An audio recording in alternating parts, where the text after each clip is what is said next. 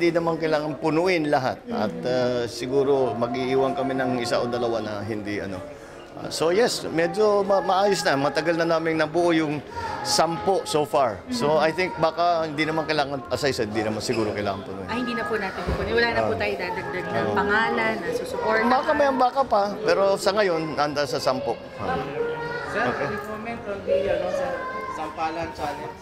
Ha? Sampalan Challenge. Pwede ako mag-referee.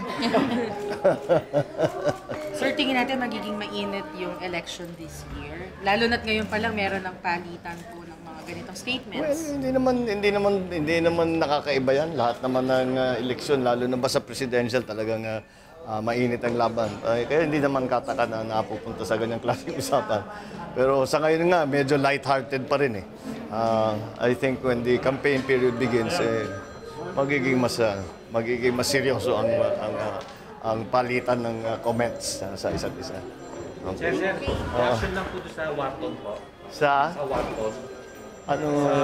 Wharton po.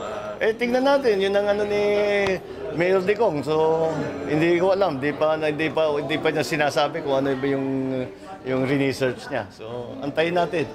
Okay. Thank you. Thank you.